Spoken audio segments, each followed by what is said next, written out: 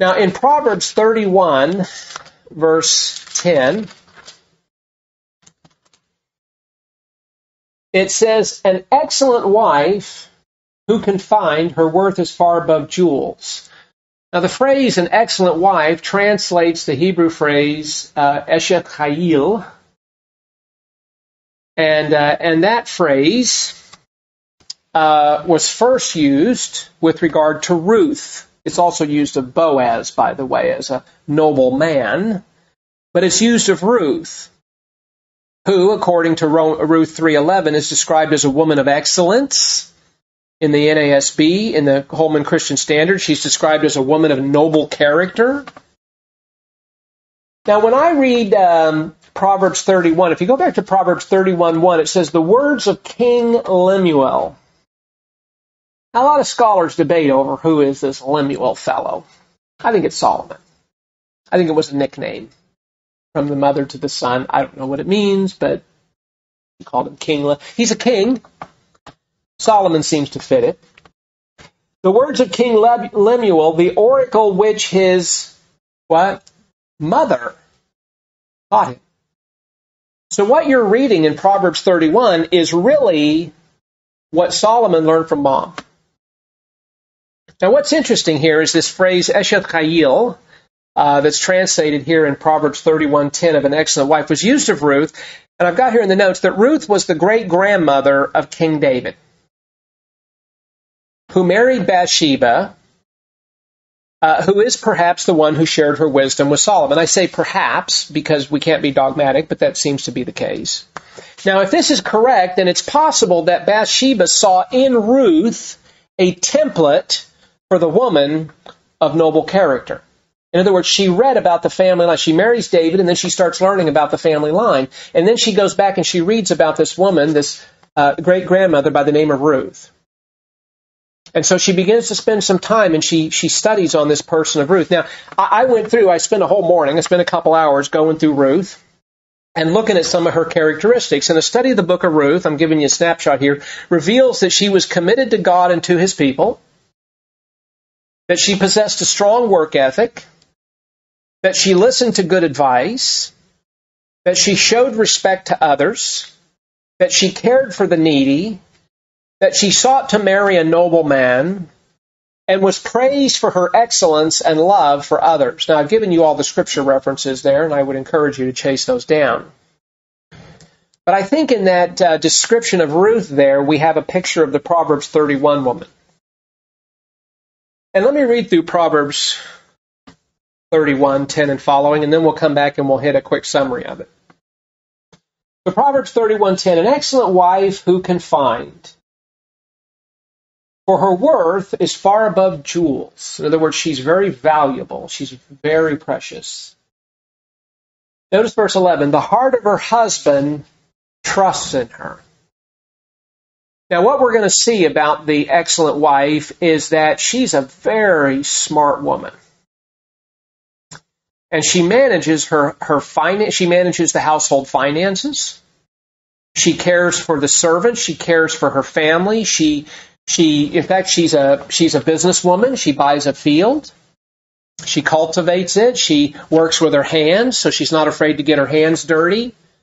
She's willing to get down and do the work herself. She leads from the front and not from the top. She's among the workers. But she's very smart in how she shops. But her husband trusts in her to handle the house affairs, the finances, and he benefits from her. The heart of her husband trusts in her, and he will have no lack of gain. In other words, by marrying her, his assets are going to go up because she's going to handle his finances, and she's going to invest in land, and she's going to work, and she's going to buy products, and she's going to make things with her hand, and she's going to sell it, and she's going to sell some really high-end stuff. She's going to be known for her work. And so he not only trusts in her, but he will have no lack of gain because she's going to help develop the household. So she benefits him in many ways. And remember that this is the ideal woman. This is the excellent woman. There's many noble women, but this woman excels them all, we're going to see by the time we get to the end of the chapter. And I've never met a Proverbs 31 woman. Just like I've never met a man who is perfect like Christ, but the standard is still high, isn't it? The bar is still high. Verse 12, she does him good and not evil all the days of her life. She does him good. She pursues his good and not evil. She doesn't seek to harm him all the days of her life. And she looks for wool and flax and works with her hands in delight.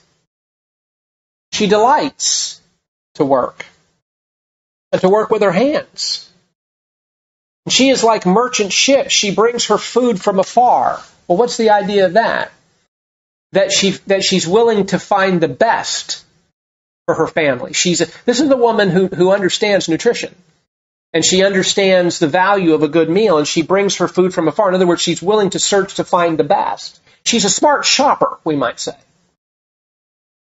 Verse 15, she rises also while it is still night. So being a good woman, she sets her alarm clock. And she gets up. And she gives food to her household. And even portions to her maidens.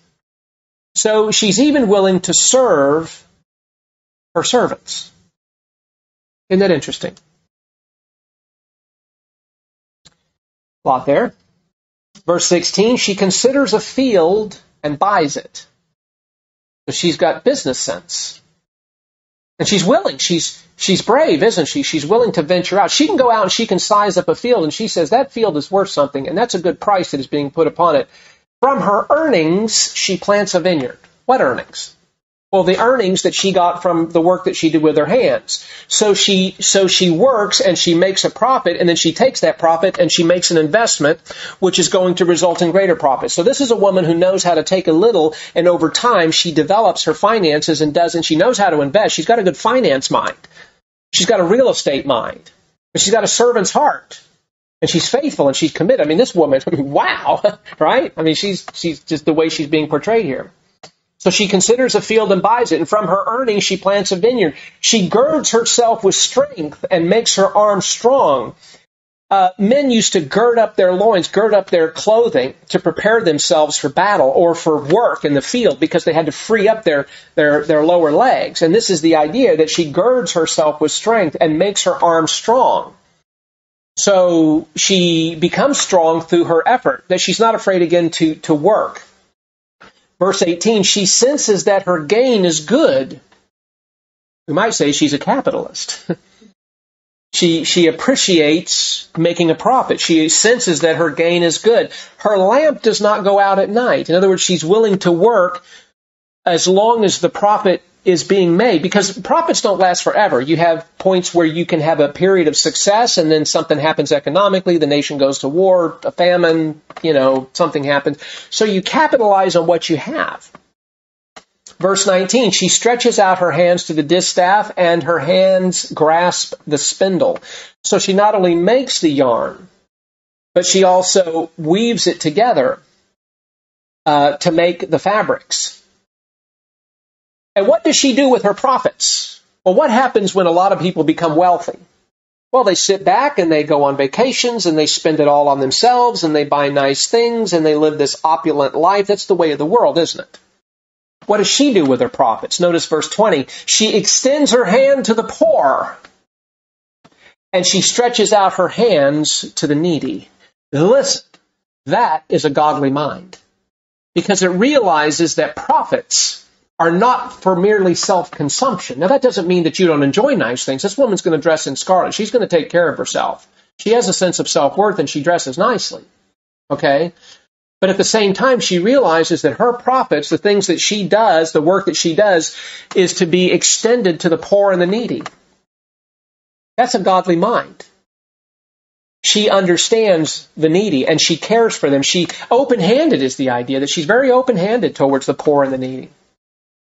Verse 21, she is not afraid of the snow for her household, for all her household are clothed in scarlet. In other words, they're dressed in appropriate attire to prepare them for the cold weather. This is a woman who plans. She's prepared for the future. She plans for the future, and she prepares for the weather. Verse 22, she makes coverings for herself, and her clothing is fine linen and purple. Now, this tells me that this is a woman of wealth.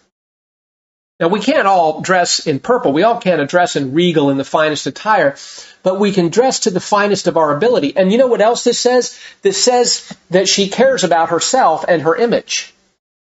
Because listen, her husband is going to be a man in the community who's going to be serving at the gate, which is where the nobles met to judge matters and to help the poor and to make decisions. So her husband is going to have a prominent role. And she is obviously going to dress to help promote her husband. She's not going to be a hindrance to him. Remember, she seeks his good and not his evil all the days of her life. So how she presents herself says not only that she cares about herself, but she cares about her husband's image. She doesn't want to be a hindrance to him. So she makes coverings for herself. Her clothing is fine linen and purple. Her husband is known in the gates when he sits among the elders of the land. So her husband is a nobleman, and he serves in a noble capacity, and she wants to help promote that. She wants to, because they're a team. And remember that he trusts her. He trusts in her to manage the house and the affairs and the servants and the children and the finances. I mean, you talk about a man that really trusts his wife. He has complete confidence in her. So her husband is known in the gates when he sits among the elders of the land. She makes linen garments and sells them and supplies belts to the tradesmen.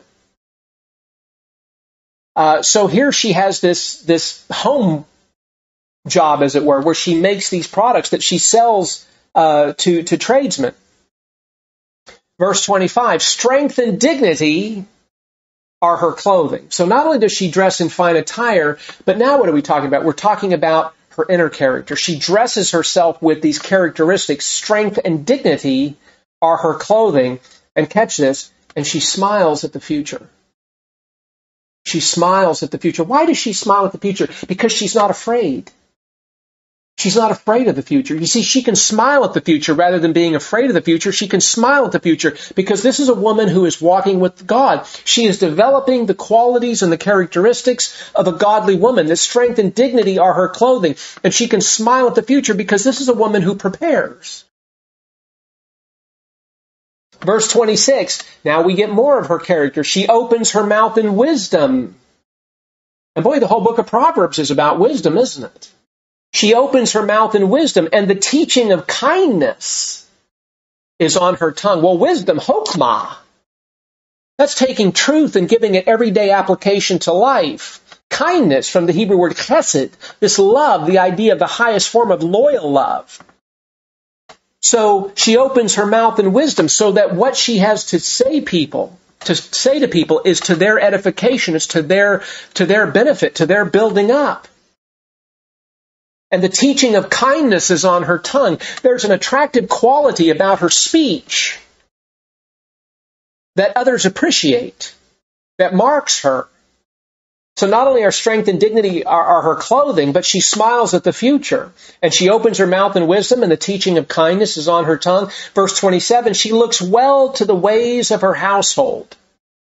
Again, focusing back on the household. And does not eat the bread of idleness. In other words, she doesn't just sit around and do nothing. This is a woman who is occupied. She's busy with her time. She capitalizes on her time. She makes the most of her time. She manages her time well. And her workload, she stretches it out. Again, this is all within her ability. And everybody's ability is a little different, but she operates within her ability and she manages her time. So what's the end result? Verse 28. Her children rise up and bless her. Her husband also, and he praises her. Now what's going on here? Well, when they stand up, when they rise up, this is a show of respect. I think of the old manners, and you don't see it much today, but you remember the old movies, especially the old cowboys, that when a lady walked into a room, all the men did what? They stood up. And if they had hats on, well, their hats came off. Why? A show of respect. And so the children here rise up and they bless her. They recognize, they stand up, as it were, to recognize and to praise her for what she's doing. Her husband also, he praises her. And what are his words? What does he say? He says, many daughters have done nobly, but you excel them all. So listen, there's a lot of very noble women in the world, but this one, she's the top. Now, it could be that just for him, he's like, look, there's a lot of noble women out there, but you are the one that makes me shine. You are the one that when we come together, nobody else is going to fit that role. You are the one. You are the one that excels them all. So it could be in a very personal sense that he says this. Okay? So many daughters have done nobly, but you excel them all. And then he closes out here. He says, charm is deceitful and beauty is vain. Charm can be deceiving to others, but it doesn't have the ability of endurance. Just like beauty. Beauty is what? Is vain, from the Hebrew verb havel, which means like a mist or a vapor, like the steam that comes off of coffee. It seems to have a substance to it, but when you grasp at it, there's nothing there. And so the idea of charm is deceitful and beauty is vain, these are outward things of attractiveness. And by the way, this is the way of the world. The world will accentuate the externals, the body, the physical beauty, the charm. But what is being advertised here, not so much advertised, but what is being promoted here is the inner qualities, virtue. And by the way, as a parent, you can instill this, if you have a daughter, into your daughters of what virtue looks like. I mean, you could spend literally hours and weeks just going through this and flushing this out. And you can also teach your sons what to look for in a godly woman. And so we get to the heart of verse 30 here. Charm is deceitful and beauty is vain, but a woman who fears the Lord, she shall be praised. Well, within the context here, clearly she's praised by her children, and clearly she's praised by her husband. I think one could even make the case that she's praised by people in the community because of how she lives, because of her work ethic, because of her wisdom, because of her kindness, because of her extending her hand to the poor and the needy. I think a case could even be made for that. But this fear of the Lord, that is what drives her. Her respect for the Lord, her esteem for the Lord, is what drives her to be this woman of virtue, this woman of excellence. Give her the product of her hands and let her works praise her in the gates. There's that community aspect. So let me read through this and then we'll be done here in just a second. So closing out here on page 4. And this is just a quick summary of everything we went through. According to Proverbs 31, 10 through 31, the excellent wife is precious to her husband. He trusts her. He says it is said that she does him good and not evil all the days of her life. She delights to work with her hands, knowing she is providing for the good of her family. She's a smart shopper, a savvy businesswoman who is recognized for her work. She uses her time well, is energetic and strong, cares for the poor and needy, provides for those in her household, and does not neglect her own needs or appearance. As she is respected in the home, her husband is respected in the community, and both he and her children give praise for her dignity. She has an optimistic outlook on life, as strength and dignity are her clothing, and she smiles at the future. She is also noted for her wisdom, and the teaching of kindness is on her tongue. She is the ideal wife, for though many women have done nobly, she excels them all. And what makes this woman so excellent? What drives her to possess all the virtues of a godly woman for which her husband praises her? Solomon tells us, it's not her personal charm, which is deceitful, nor her physical beauty, which is fleeting. Rather, it's because she is a woman who fears the Lord. This one shall be praised by all who know and appreciate her godliness. What is prioritized is the inner qualities of godliness and virtue that make for an enjoyable, stable, and lasting marriage. And so Proverbs 31 was my main text there, but let me read a few other passages. So other qualities and features of godly women are as follows. 1 Timothy 2, 9 through 12 says, I want women to adorn themselves with proper clothing, modestly and discreetly, not with braided hair or pearls or costly garments. That's not to say that you don't enjoy nice things, but rather, in other words, by contrast, by means of good works, as is proper for women making a claim to what? Godliness. A woman must quietly receive instruction with entire submissiveness. And then Paul says, but I do not allow a woman to teach or exercise authority over a man, but to remain quiet. And he's talking about within the context of the church. Titus 2, 4 through 6, older women likewise are to be reverent in their behavior, not malicious gossips, nor enslaved to much wine, teaching what is good, so that they may encourage the young women to love their husbands. And so women do teach, but here it's to the young women to love their husbands, to love their children, to be sensible, pure, workers at home, kind, being subject to their own husbands so that the word of God will not be dishonored. Lastly, 1 Peter 1, 3 through 6 says, in the same way, you wives, be submissive to your own husbands, so that even if any of them are disobedient to the word, and are they? Yeah, we do. We miss it. So that even if any of them are disobedient to the word, they may be won without a word by the behavior of their wives, as they observe your chaste and respectful behavior.